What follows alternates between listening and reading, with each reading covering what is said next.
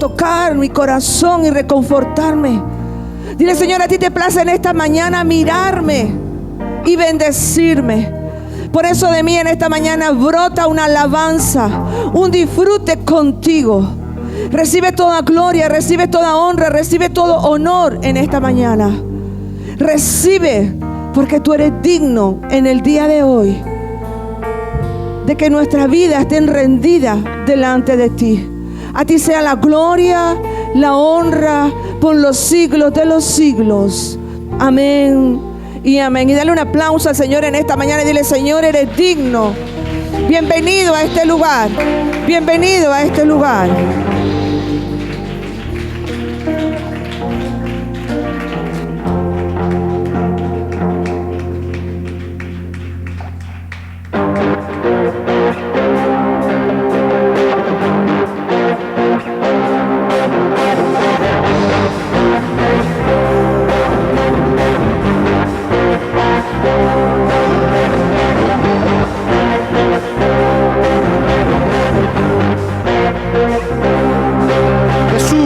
Jesús, tú eres el amigo que me ama. Jesús, tú eres la esperanza de mi vida. Eres tú. Jesús, tú eres el camino y la vida. Jesús, tú eres salvación y alegría. Eres tú. Tú eres Rey, eres Señor, y en una eres tú. Jesús, tú eres el camino y la vida. Jesús, tú eres salvación y alegría. Eres tú. Tú eres Rey, eres Señor, y en una cruz fuiste a vencer. Engrandecido eres Dios, te levantaste con poder. Tú eres Rey, eres Señor, y en una cruz fuiste a vencer. Engrandecido eres Dios, te levantaste con poder. ¿Cuántos pueden gritar amén?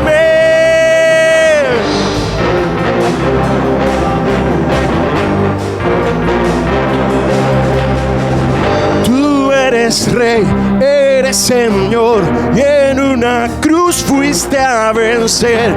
Engrandecido eres Dios. No se oye, iglesia. Tú eres Rey, eres Señor, engrandecido eres Dios, te levantaste con poder. Tú eres Rey, eres Señor, y en una cruz fuiste a vencer. Engrandecido eres Dios, te levantaste con poder.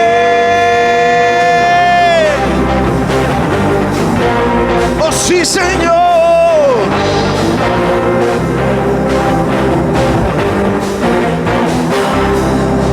Fuerte ese aplauso al Rey. Pues muy bien, que Dios los bendiga a todos en este día de hoy, donde estamos aquí en este domingo para adorar y bendecir el nombre precioso de nuestro Señor Jesucristo. Normalmente cuando uno predica la palabra del Señor, evidentemente en la Escritura hay muchísimos versículos. Como le dijimos el otro día, hay 31.100 y pico versículos que ahí Dios nos habla y que nosotros tenemos que responder a cada uno de esos versos porque Dios nos ministra a nuestro corazón. Pero siempre me gusta, cada vez que se acerca un tiempo especial o un tiempo diferente, me gusta aprovechar esas oportunidades para poder reflexionar de lo que se está viviendo o de lo que queremos vivir o de lo que se puede coser, por decirlo así, en el ambiente. ¿De qué estoy hablando? Estoy hablando que cuando hay tiempos especiales, a lo largo del año, tiempos específicos, muchísimas iglesias evidentemente suelen aprovechar estos tiempos, estas oportunidades, pues para poder pregonar y predicar el Evangelio de una forma un poco diferente. Por ejemplo, cuando llega el tiempo de Navidad, es un tiempo. Cuando llega el tiempo de la Semana Santa, es un tiempo.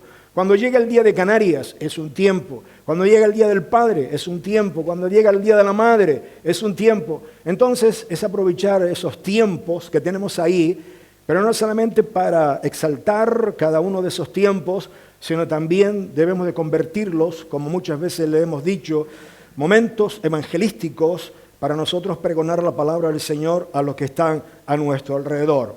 Ahora, cada vez que hago esto, especialmente en el tiempo de la Navidad y en el tiempo de la Semana Santa, siempre digo una cosa. Nosotros no recordamos al Señor en esas dos temporadas. Nosotros recordamos al Señor todos los días. Recuerdo hace tiempo alguien que no es de nuestra iglesia, alguien que es de otro tipo de creencia, me preguntó, oiga, ¿ustedes celebran la Semana Santa? Le dije, sí, la celebramos, pero no la celebramos como ustedes suelen hacerlo. Lo hacemos diferente, de una forma totalmente diferente. Yo recuerdo de pequeño, de niño, tengo que decirlo de esta manera, que cuando llegaba el tiempo de la Semana Santa, a mí no me gustaba nada. No me gustaba nada porque en aquellos tiempos, de uno era más chiquito, realmente se vivía la Semana Santa. No había televisión y si la había era muy poco, todo muy fúnebre, la radio muy fúnebre, se acababa a tal hora. Yo recuerdo no me dejaban jugar con mis amigos, ni jugar a fútbol, ni ir a la playa, ni nada de eso. Mis abuelos me enseñaban, no, es un tiempo de recogimiento. Ha pasado la Cuaresma y ahora hay que estar aquí concentrados en lo que hizo el Señor y hay que ir a estos lugares, hay que ir detrás, apoyar lo que hacemos en las calles. Yo hacía eso de pequeño, era la costumbre. Y bueno, y por eso a mí no me gustaba. Yo lo veía todo muy solemne, demasiado aburrido, muy tedioso, ni nada de eso. Pero me resulta un poco gracioso porque cuando miro el tiempo es como que si Dios en sus planes dijera a uno, no sabe lo que te espera.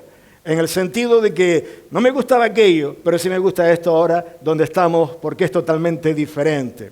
Entonces, evidentemente, este domingo en el cual estamos viviendo, tradicionalmente es lo que se le conoce como el Día de Ramos, donde, como dice la Escritura, con las palmitas y todo el mundo, hosana al que viene, bendito en el nombre del Señor, y Jesús entraba triunfalmente a la ciudad de Jerusalén. En esa última semana de pasión, de lo que esperaba el Señor, donde ahí se iba a cumplir lo que ya se había profetizado en el Antiguo Testamento, que el Cordero de Dios iba a quitar su vida. Y aquellos que decían, hosana al que viene en el nombre del Señor, eran aquellos en esa semana última donde decían, crucifícale, crucifícale.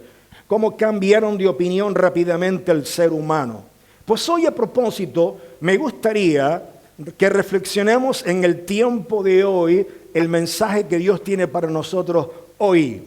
Ahora bien, cuando nosotros miramos en las Escrituras, es apasionante cómo el apóstol Pablo dedica un capítulo entero, especialmente 1 de Corintios, el capítulo número 15, dedica un capítulo entero a un tema únicamente, y es el tema de la resurrección.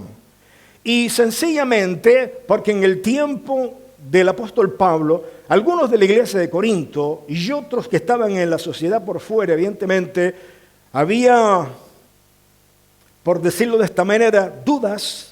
Había ciertas incertidumbres, habían ciertas propagación de conductas y enseñanzas falsas. No, eso que ustedes enseñan de la resurrección, eso no es cierto. Eso es algo que se ha inventado. Nadie ha resucitado para que lo diga como testimonio de que realmente es cierto. Entonces había, digamos, cierto movimiento extraño en la iglesia, donde esto llega a oídos del apóstol Pablo, y es por eso que él escribe este capítulo. No únicamente este capítulo, sino esa larga carta de 1 de Corintios, y así eran todas las cartas. Surgían diferentes problemas, diferentes circunstancias, y Pablo en la distancia escribía y corregía doctrinalmente lo que enseñaba o lo que se enseña a través de la palabra del Señor. Así que me gustaría, no lo busquen, yo se lo leo si quieren, en 1 Corintios el capítulo 15, verso 1 en adelante, dice la palabra de Dios de la siguiente manera. Dice, además os declaro. Vamos a ver qué declara el apóstol Pablo. Dice, hermanos, el evangelio que os he predicado, el cual también recibisteis, el cual también perseveráis, por el cual asimismo, si retenéis la palabra que os he predicado, sois salvos. Si no, creísteis en vano. Porque primeramente os he enseñado lo que asimismo recibí, que Cristo murió por nuestros pecados conforme a las Escrituras. Yo cada vez que leo esto, conforme a la Escritura, me gozo muchísimo.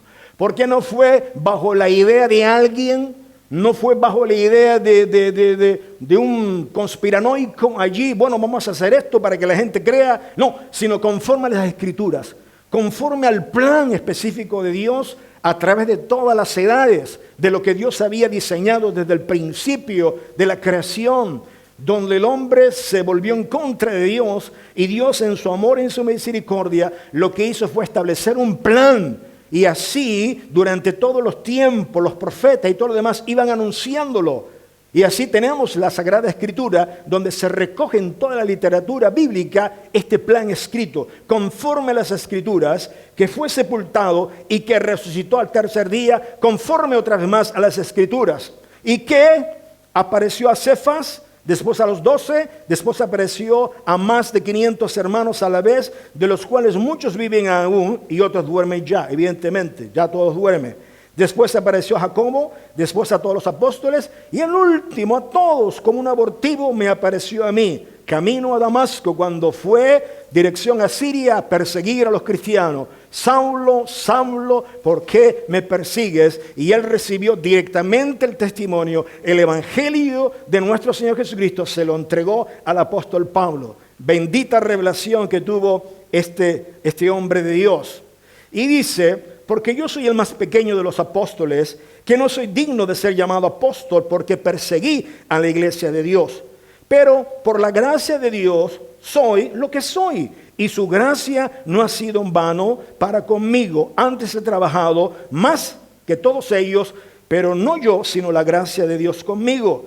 Porque o sea yo, o sean ellos, así predicamos y así habéis creído, pero si se predica de Cristo que resucitó de los muertos, como dicen algunos entre vosotros, y que no hay resurrección de muertos, como si no hay resurrección de muertos, tampoco Cristo resucitó. Y si Cristo no resucitó, vana es entonces nuestra predicación, vana también vuestra fe.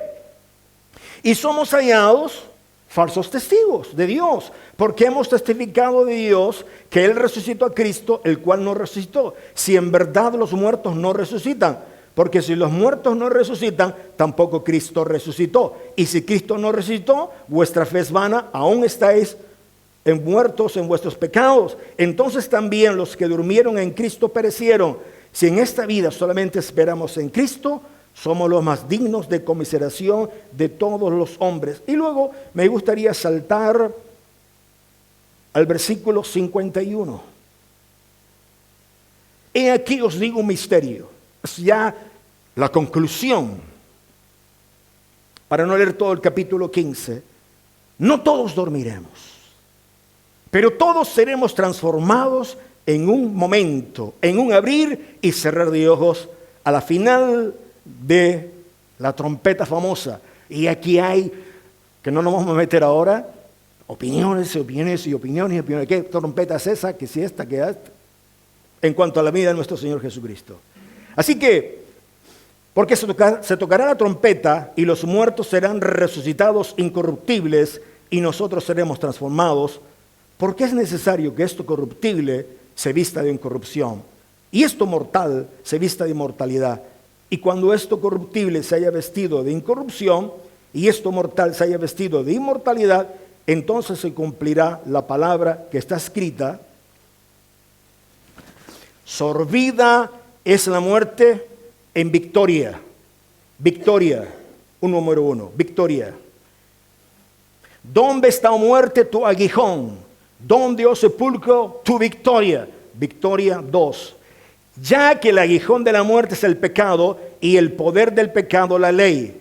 Mas gracias sean dadas a Dios que nos da victoria. 3, por medio de nuestro Señor Jesucristo.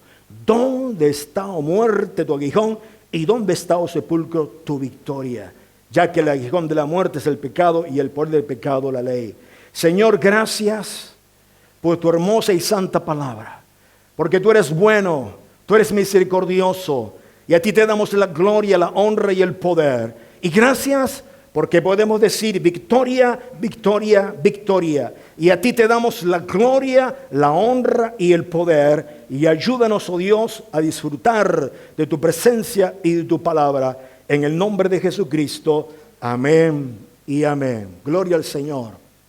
Imagínense por un momento nosotros que estuviésemos viviendo en el tiempo aquel de nuestro Señor.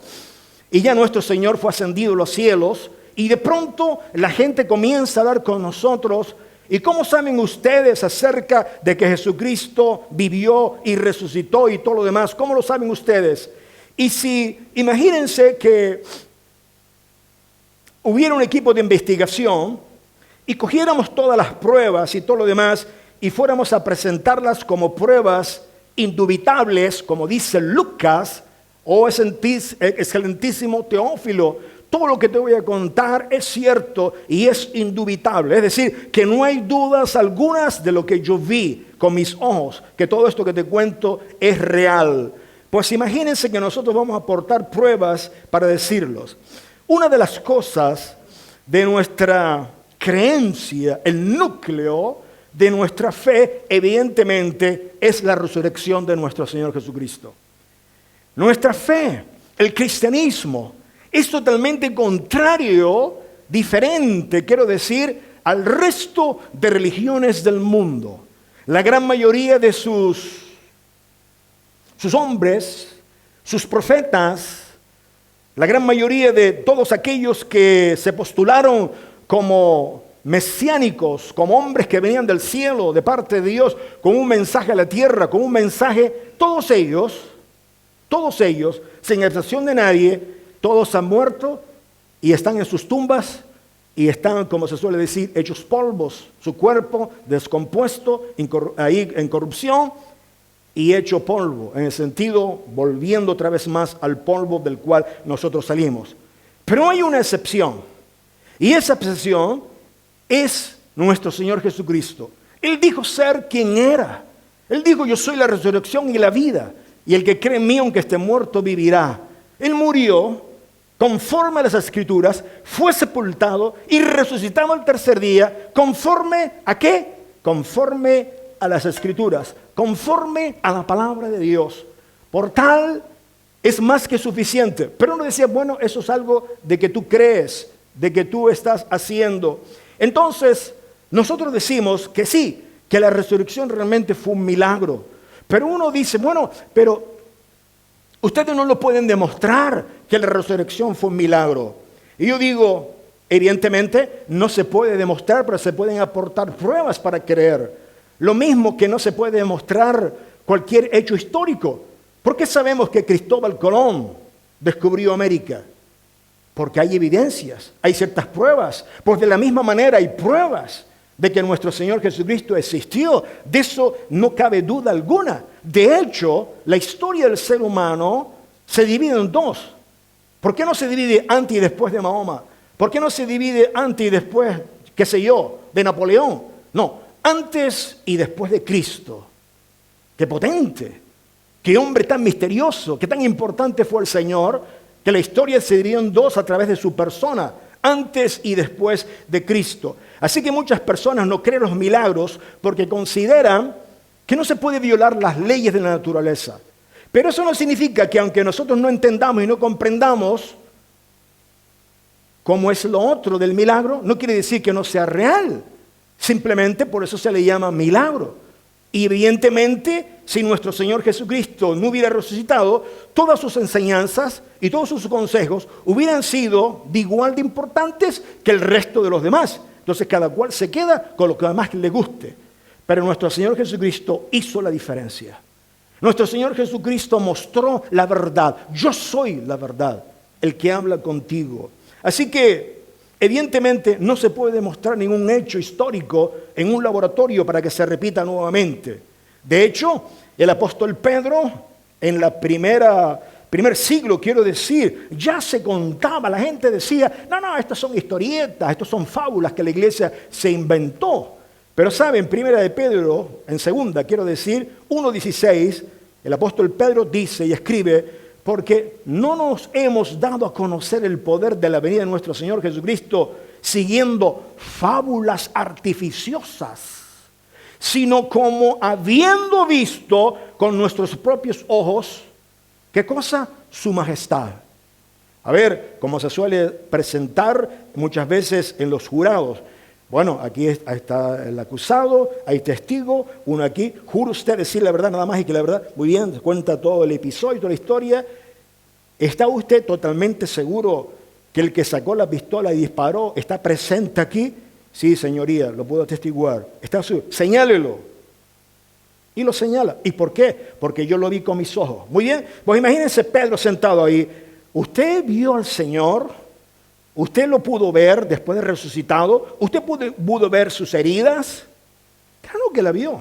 No solamente Pedro, sino todos los discípulos pudieron ver cómo esto fue realmente cierto. Entonces, no fue una fábula, algo ficticio, fue un hecho totalmente real. Miren, el otro día, mi hijo Gabriel se fue para abajo ahora, pero tenía su móvil y estaba escuchando a que uno de ustedes conocen personalmente, algunos que están aquí, Ángel Rodríguez. Este joven que está en las redes sociales, que es un cristiano, le gusta usar mucho la apologética y todo lo demás. Y es muy bueno, sinceramente. ¿Y por qué tú no crees en Dios? Y tal. Y simplemente él hace preguntas. Él no trata de convencerte ni nada, sino te hace preguntas y preguntas y preguntas que al final tú mismo te cuestionas lo que tú estás diciendo. Entonces no es verdad lo que siempre he creído o lo que me han hecho creer. Entonces, en un momento determinado, yo le escuché que él estaba diciendo esto. Por ejemplo,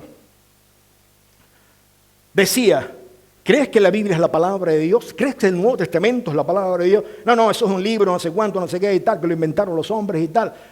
Como dando descrédito a la palabra de Dios, al Nuevo Testamento. Y él decía, ¿sabía usted que la obra literaria, la epopeya, la obra literaria de Homero, este escritor griego, existe solamente 650 copias? Y todo el mundo lo cree que es verdad. Por ejemplo, de Aristóteles y de Platón existen físicos en sus escritos, en su conocimiento y su sabiduría. La gnosis, el conocimiento, existe alrededor, entre ellos dos, de 200 copias. Pero del Nuevo Testamento, de aquel tiempo, gente hablando acerca del Señor y pruebas documentadas como Flavio Josefo, que fue un historiador, un escritor, y dando pruebas que realmente esa persona existió y documentación que hay 5.800 manuscritos. ¿Qué le parece? No es ninguna fábula, no es ninguna ficción, es cierto. Pero claro, aquí entra en juego la fe. ¿Creo o no creo? Porque si creo que ya esto me compromete a algo, y eso ya no me gusta tanto de ser comprometidos. Por ejemplo, el mismo testimonio de la Escritura. Cuando Jesús fue enterrado, sepultado dentro de aquella cueva, ¿qué había por fuera de la cueva durante toda la noche? Había una guardia romana. Al menos habían 4 romanos. Máximo 16, pero al menos habían 4. Y esa tumba tenía un sello, es decir, tenía allí como un precinto. Pero no solamente eso, sino que si alguien entraba en la tumba, sea lo que sea, y quitaba lo que había dentro, los soldados, los 4 que estaban allí, los romanos, eran castigados con la muerte. Así que ninguno de ellos pretendía, por decirlo de esta manera, que me estoy jugando la vida. Yo no puedo hacer que nadie venga y se lleve lo que hay dentro, que es el cuerpo del Señor. Yo tengo que luchar y matar al que venga de fuera, a hacerme daño y a robar el cuerpo, porque si no mi vida es la que está en peligro. Así que es una evidencia. De hecho, para decir rápido la historia, los fariseos pagaron a los soldados romanos para que dijera, no, los discípulos del Señor vinieron, nos dieron una golpiza, entraron y se dieron el cuerpo. Toma, tantos denarios. Hicieron eso. El sello romano estaba intacto allí. La tumba vacía, cuando vinieron temprano en la mañana las mujeres. La gran piedra quitada, que era una piedra muy pesada, que no un solo hombre podía hacerla. La mortaja intacta. Como dice la lectura de 1 Corintios que hemos leído, apareció allí a más de 500 personas. Entonces son 500 testigos. ¿Vieron ustedes al Señor? ¿Vieron ustedes al Maestro? ¿Vieron ustedes al Maestro de Galilea, el que enseñaba, el que caminaba por las aguas, el que multiplicaba los panes y los peces? ¿Era él o se le parecía a él? No, era él. Habían 500 testigos. Estaba Pedro, estaba Jacobo, habían varios, el mismo Pablo y más de 500 testigos. El juez está delante y ve todas estas pruebas.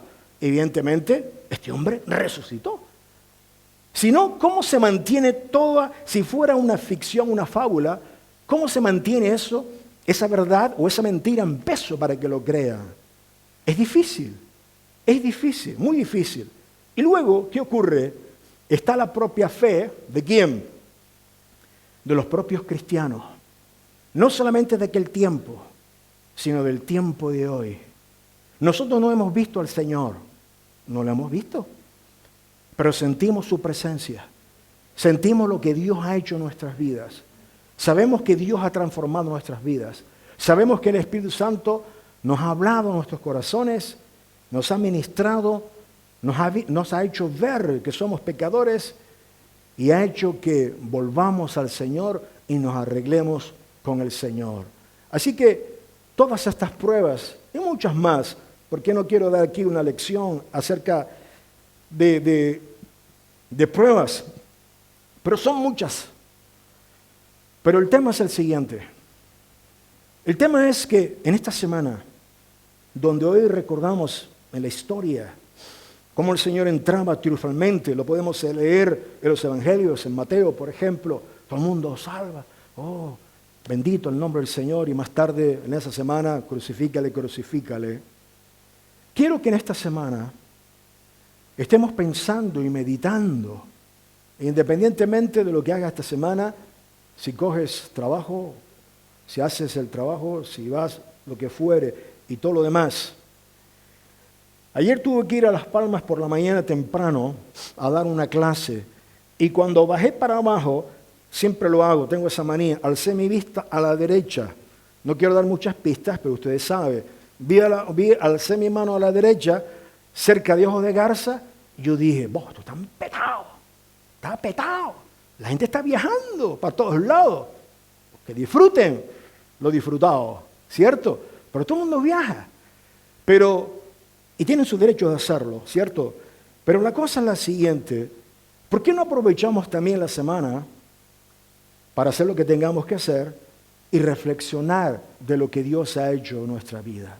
Victoria, victoria, victoria. Ahora, quiero preguntarte, si alguien te preguntase personalmente, ¿tú has nacido de nuevo?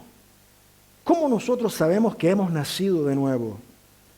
Porque si no nacemos de nuevo, no podemos entrar en el reino de los cielos. ¿Cómo sabemos que hemos nacido de nuevo? Evidentemente el nuevo nacimiento no lo puede hacer el pastor, no lo puede hacer la iglesia, no lo puede hacer los líderes, solamente lo hace una sola persona. Lo hace el Espíritu Santo. Cuando viene a tu vida, cuando tú has escuchado el Evangelio y te redarguye de pecado, y tú sabes que te está redarguyendo de pecado, y en ese momento tú te compunges en tu corazón como se compungieron aquellos 3,000 con la predicación del apóstol Pedro. ¿Qué haremos para ser salvos? Y en ese momento de dolor, de compunción dentro del corazón, se produce un arrepentimiento, Es un cambio, de un giro de 180 grados. Es un cambio de vuelta allí donde tú te quieres volver a Dios y hacer paz con Dios porque te duele tu pecado. Pero eso es una obra sobrenatural que hace el Espíritu Santo. Y cuando tú obedeces y tú dices, Señor, perdóname, me arrepiento, Señor, necesito de tu salvación. Entonces el Espíritu Santo viene y evidentemente te presenta la persona de Jesús y le recibimos en nuestro corazón. En ese momento, ese milagro, porque es un milagro eso, se produce el nuevo nacimiento en tu vida. Y eso lo hace el Espíritu Santo, eso lo hace Dios, lo hace la predicación de la palabra usando el Señor, la palabra del que predica, del que da testimonio a la persona o personas que oyen la bendita palabra del Señor. Ahora bien, me molesta, francamente me molesta muchísimo. No soy perfecto, para nada, soy muy imperfecto, pero me molesta en mi corazón cuando muchos en su vida, ¿cómo decirlo?, alardean, quedan satisfechos en su corazón y se ponen, ¿cómo se llama?, muy contentos y declaran muy alegres, yo soy cristiano, que está muy bien. Pero luego los ves a estas personas que dicen ser cristianos, pero siembra tus dudas en tu corazón. Y siembra sus dudas en su corazón por las conductas que ellos tienen. La palabra de Dios dice que el árbol se conoce por sus frutos. Y también nosotros como iglesia somos conocidos por nuestros frutos. Entonces, como hay algo que no cuadra. Si tú dices que eres cristiano y golpeas a tu mujer, tus hijos van a decir, esto no me cuadra. El pastor nunca ha predicado eso, que si la esposa dice cualquier cosa, catarrea, le dé un zampanazo. Mi pastor nunca ha predicado eso y mi padre lo hace. Qué cosa más rara esta. Ya no le cuadra a los niños. No le cuadra. O si uno, por ejemplo, roba o hace cualquier cosa y la gente lo ve, oye, no me cuadra. Pues hacía un montón de cosas. Y eso personalmente me molesta. Pero lo peor de todo esto, que yo la verdad no me atrevería, que no sé cómo lo hacen, pero tratan de justificarlo todo. No, pastor, mire, es que esto es así, así, así. Pero tú te estás creyendo tu propia mentira. Pero tú te atreves a decirle cara a cara lo que tú me estás diciendo a mí al Señor. ¿Tú estás seguro? Con razón el Señor nos dice, apartados de mí, hacedores de maldad. Fuera, nunca os conocí. Así que tengamos cuidado. Lo que quiero o trato de enseñar o de decir es que vivamos el cristianismo de verdad. De tal punto, ¿sabes cuándo tú estás viviendo el cristianismo de verdad? Cuando estás alrededor de gente y la gente te mira mal. Cuando la gente casi te repudia, como que te odia. ¿Por qué? Porque tú eres luz. Porque eres sal de la tierra. Porque estás allí impregnado de Dios, de la unción de Dios. Y tú le eres molesto a la compañía de esos hombres o de esas mujeres o de esos jóvenes. Porque estás viviendo diferente. Porque estás viviendo en santidad, en amor a Dios. Y eso les molesta a ellos.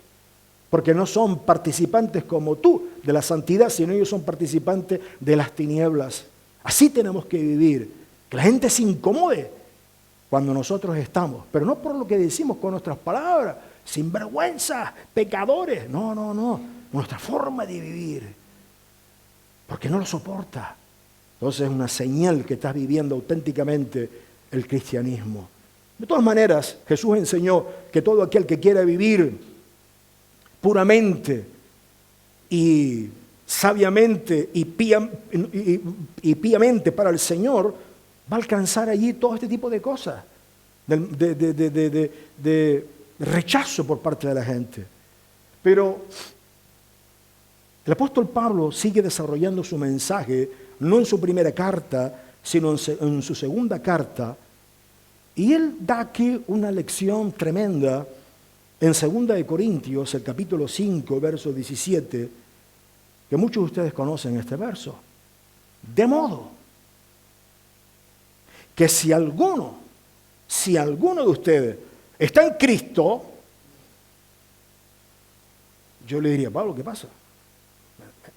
¿Me estás poniendo en duda que si estoy en Cristo? No, yo lo digo. A ver cómo reaccionas tú. De modo que si alguno está en Cristo, las cosas viejas pasaron. Y aquí todas son hechas nuevas. Entonces, ¿qué cosas viejas pasaron? El golpear a la esposa, el gritar, el robar, el mirar cosas que no tenemos que mirar, los deseos de los ojos, los deseos de la carne, la vanagloria de la vida, chismear y tantas cosas. Las cosas viejas pasaron. Entonces, ¿verdad que no cuadra? Que cuando alguien está practicando algo de las cosas pasadas y alguien lo hace, la gente como que, chacho, hay algo que no me cuadra. ¿Por qué no cuadra? Porque tenemos que dejar, como vemos en el dibujo, Victoria, el viejo hombre. Tenemos que despojarnos del viejo hombre, de todo ese traje viciado y renovarnos en el nuevo hombre. Dejar atrás nuestra capa. Me encanta cuando el Señor sanó a Bartimeo, aquel Bartimeo el ciego. Yo, David, ten misericordia de mí. Sergio, no estás gritando. Y gritaba a gran voz. Y Jesús hizo el milagro. Y se levantó y dice Bartimeo que dejando su capa, le siguió. Nosotros tenemos que dar la capa también atrás. Las viejas costumbres, la vieja vida. Despójate y poder decir como Pablo, victoria, victoria, victoria. Porque la muerte fue vencida, Satanás fue vencido, el pecado fue vencido. Y por eso yo soy victorioso. Pero viviendo nuestra vida cristiana auténtica. Pero claro, y uno se preguntará, pastor, y para vivir la vida cristiana auténtica hay ciertas implicaciones prácticas que yo pueda vivir, que yo pueda manifestar. Gracias por preguntarme eso. Sí, hay implicaciones prácticas. Que sabes qué, te las voy a nombrar ahora. Hay muchas, pero yo voy a nombrar las básicas. Son las básicas, de verdad. Son las básicas que me enseñaron a mí cuando yo visité la primera vez la iglesia. Y uno dice, chacho, pero esto siempre se está repitiendo. Pero es lo básico, es el fundamento. Pero muchísimas veces la iglesia olvida el fundamento. Y se pierden, porque no están andando en el fundamento. ¿Y qué es el fundamento?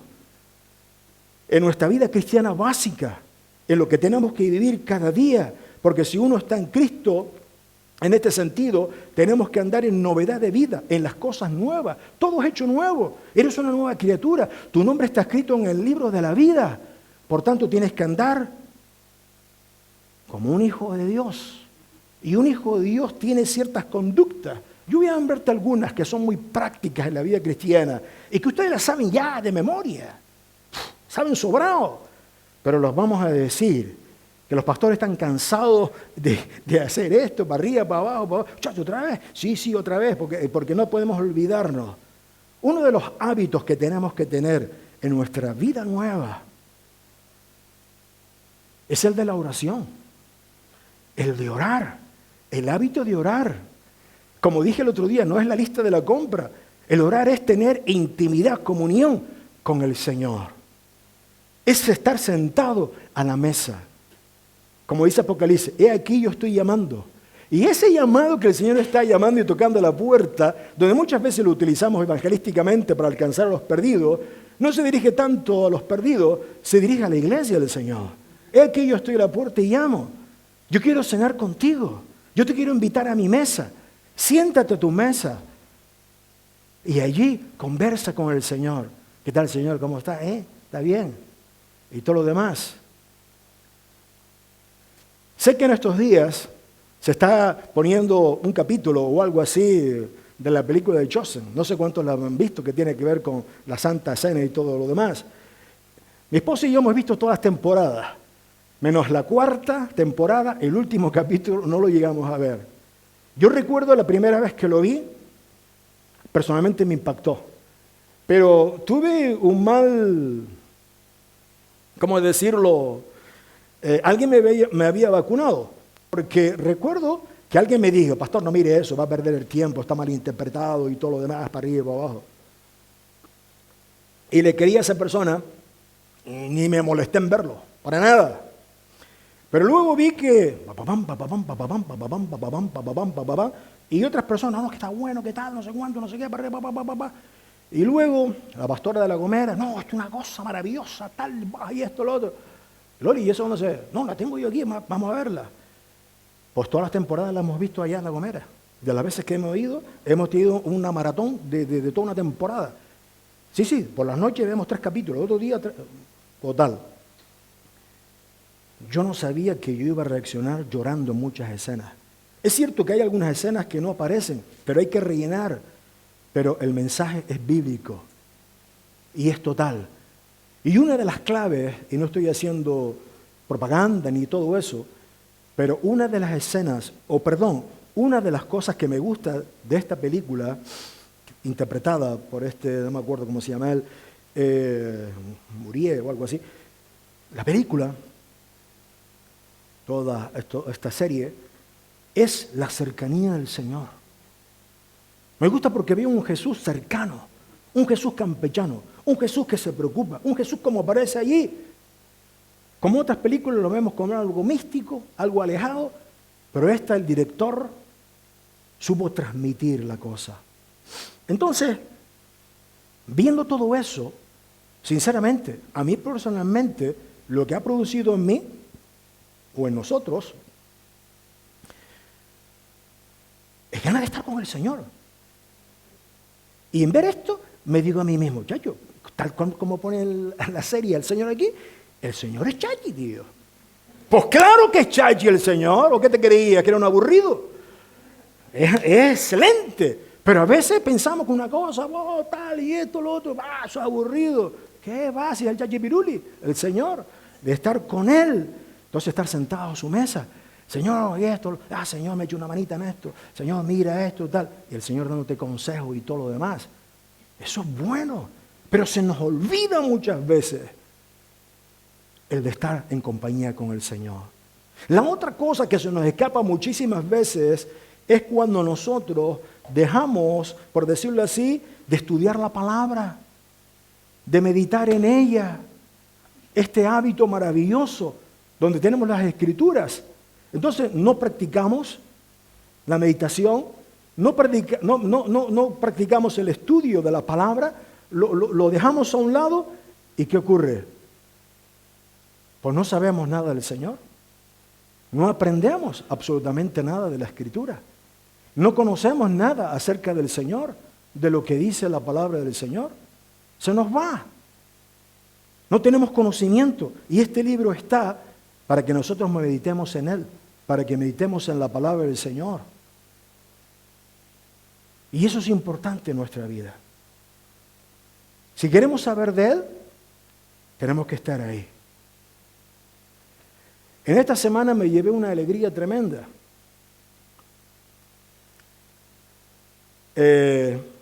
Muchas iglesias en la península, de nuestra denominación, ¿se acuerdan lo que hicimos nosotros el año pasado, Hechos 2?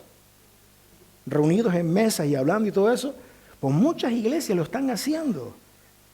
Y lo he visto que lo han anunciado en Aragón, en Madrid, en Sevilla, y se ve haciendo reel y eso. Y yo digo, wow, qué bueno. Se ven los manuales, se ve todo. De ser iglesia, de estudiar lo que Dios quiere, de entender que Dios tiene una visión para nosotros, de que Dios tiene un gran mandamiento para nosotros, de que Dios tiene una misión para nosotros. Entonces cuando sabemos eso, no perdemos y adquirimos nuestra identidad. Pero si no leemos, no meditamos, perdemos quiénes somos y no sabemos dónde vamos y vamos a la deriva. La otra cosa muy importante que necesitamos saber es lo siguiente. Jesús, en un episodio muy especial, uno de mis favoritos en cuanto al prójimo, es el buen samaritano. No voy a contar la historia, ustedes la conocen. Y si alguien no la conoce, pregúntele al que está a su lado, oye, cuéntame la historia del samaritano. Se encuentra en Lucas en el capítulo 15. Entonces, el tema es el siguiente.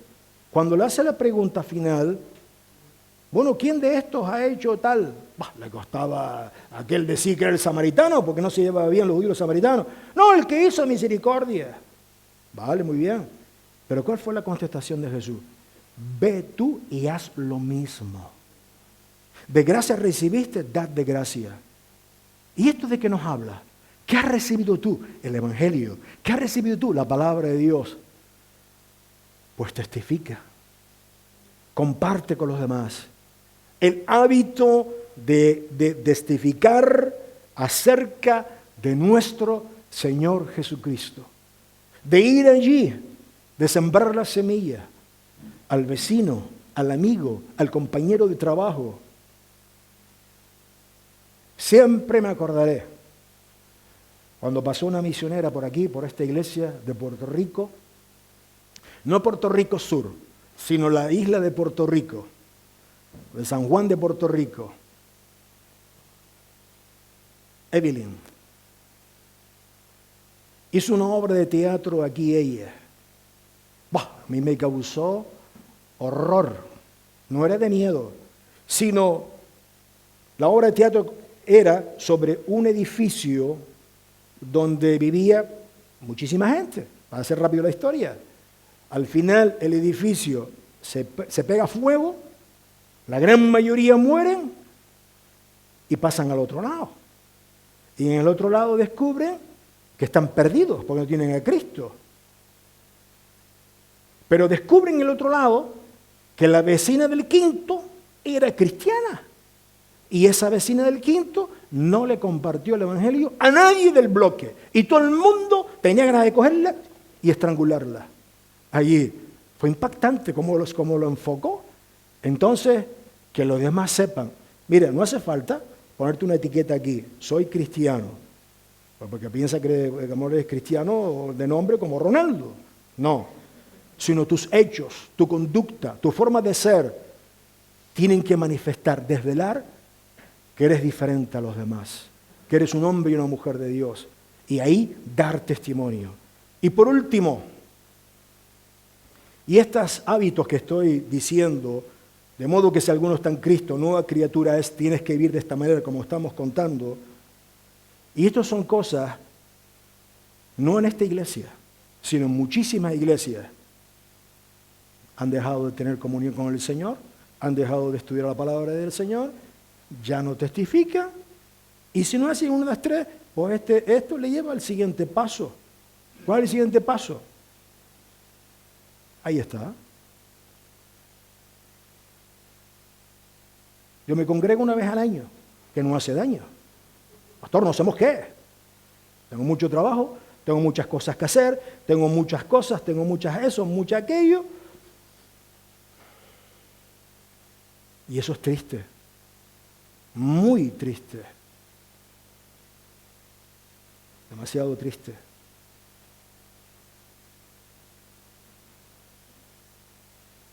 No, que tú eres pastor y vienes todos los días. No. Pero aparte de eso es que me gusta. Yo recuerdo que yo le dije a mi pastor recién convertido, yo ignorantemente le fui a llamar la atención a mi pastor, pero mi pastor, como sabía que era ignorante, no me dio un jalón de oreja. Pero yo dije, pastor, aquí hay muy pocos cultos. Teníamos 3 a la semana y a mí me parecían pocos. Yo quería más. ¿Por qué? Porque uno estaba fogoso. Uno estaba en ese primer amor, uno quería más del Señor. Pues al final nos inventamos nosotros uno, que el pastor nos dio permiso. Era como una célula, pero no lo bautizamos célula, pero era una célula. Y la hacíamos. Carolina Labrador, que la hermana ya subió a los cielos. Pues ya falleció. Que se convirtió en una campaña de Luis Palau en Londres. Pues no podemos que la palabra de Dios, como en hebreo nos dice, que algunos lo tienen por costumbre. O sea, ¿qué es una costumbre? Un hábito. Es un hábito. Yo tengo este hábito. Y eso es un mal hábito. Que no puedes venir un domingo, no pasa nada. Pero que al año vengas 2 veces, 3 veces, 4 veces, es preocupante. Excepto que estés trabajando y que Dios intervenga porque tienes un horario muy mal y no puedes venir. Pero la gran mayoría de los casos no es así. He conocido casos así, 2 o 3 a lo largo de mi vida. Pero hemos orado y se ha cambiado. Lo que trato de decir es que seamos regulares en la asistencia. ¿Por qué? Porque nos bendice, nos guarda, nos protege, nos alimenta. ¿O usted come 2 veces o 3 veces al año? No, si no se asfixia. Perdón, se muere. Consumido. Y pierde allí todo. Entonces se trata de congregarse. A mí me gusta congregarme. A mí me gusta ver las caras de todos, vernos, de estar juntos. Aunque a veces uno tiene la cara de limón, lo que fuere y tal, pero es importante vernos así, vernos, de estar todos con cada uno de ellos. Cristian, y hermano, hermana, tú que nos estás viendo, nos estás observando, también quiero pedirte a ti que tengas este hábito de congregarte, de asistir a la casa del Señor. Que Dios te bendiga grandemente en el nombre del Señor. Amén y amén.